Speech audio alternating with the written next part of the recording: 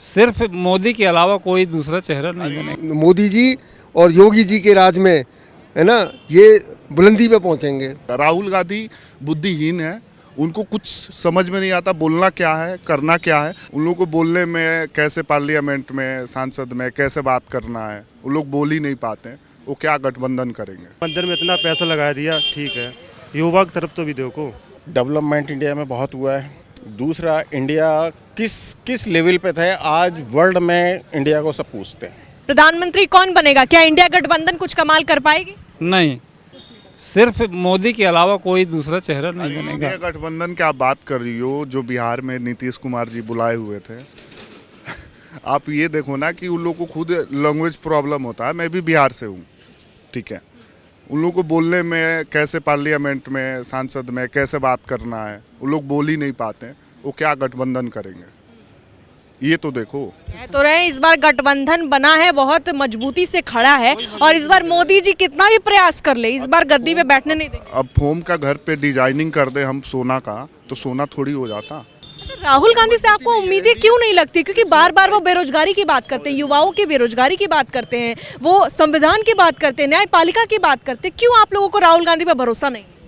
राहुल गांधी पप्पू हैं, उनको बेसिक चीज मालूम ही नहीं है। आपने पप्पू बोला, चाचा हंस रहे हैं। तो चाचा हंसेंगे ही, बिल्कुल हंसेंगे। वो क्यों कहते हैं आप लोग सांसद को, आप लोग पप्पू बना के बैठे हैं? तो आप सांसद बना लीजिए, हम तो पप्पू ही वो सांसद बनेंगे। दबदबा तो हम आपको शुरू में ही बोल दिए थे, दबदबा रहेगा। राहुल गांधी बुद्धिहीन है, उनको कुछ समझ में नहीं आता बोलना क्या है करना क्या है। राहुल गांधी क्या, मोदी योगी को छोड़ के, योगी का लैंग्वेज देखो आप। ये होता है भारत का संविधान के अनुसार चलना और भारत को कल्चर और लैंग्वेज को बढ़ावा देना। तो ये है दबदबा, है दबदबा तो रहेगा। हाँ, अभी जो है 25 तारीख को मेडिकल कॉलेज का इनॉग्रेशन होगा बुलंदशहर में।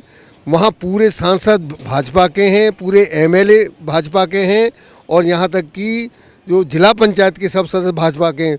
2014 में वहाँ से हुंकार भरी थी और इलेक्शन की हुंकार यहीं से भरेंगे बुलंदशहर में। और मोदी जी और योगी जी के राज में है ना, ये बुलंदी पे पहुँचेंगे। राहुल गांधी की अगर नीतियों की बात करें तो आपको नहीं लगता कि राहुल गांधी बन सकते हैं प्रधानमंत्री मोदी को वो टक्कर दे सकते हैं? नहीं, अगर ईवीएम हट जाए तो जीत जाएगा, राहुल गांधी जीतेगा। राहुल गांधी जीतेंगे? यस।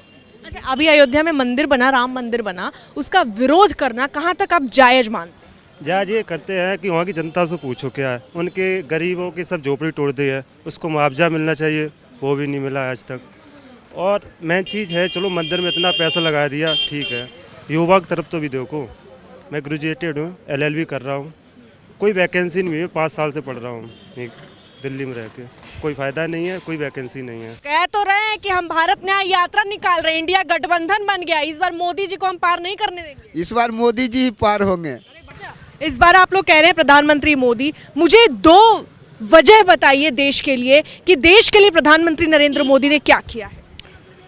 डेवलपमेंट इंडिया में बहुत हुआ है। दूसरा, इंडिया किस लेवल पे था, आज वर्ल्ड में इंडिया को सब पूछते हैं।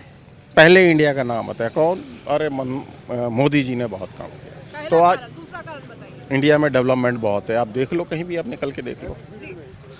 और मैम देखिए, अगर बात करें तो भ्रष्टाचारी एक तरीके से ख़त्म हो गई है देश में। अगर आप भ्रष्टाचारी की बात करते हैं तो भ्रष्टाचारी तो अब नज़र ही नहीं आती। 2G घोटाला, ये घोटाला, वो घोटाला जो हम सुनते थे, अब घोटाले तो हमें सुनने में आते ही नहीं है। अफवाह भले ही राहुल गांधी जी बना लें कि राफेल में कि ये घोटाला वो घोटाला, लेकिन अब घोटालों का नहीं दिखाई देता है आसपास। और अपने योगी जी तो बहुत अच्छा काम कर रहे हैं।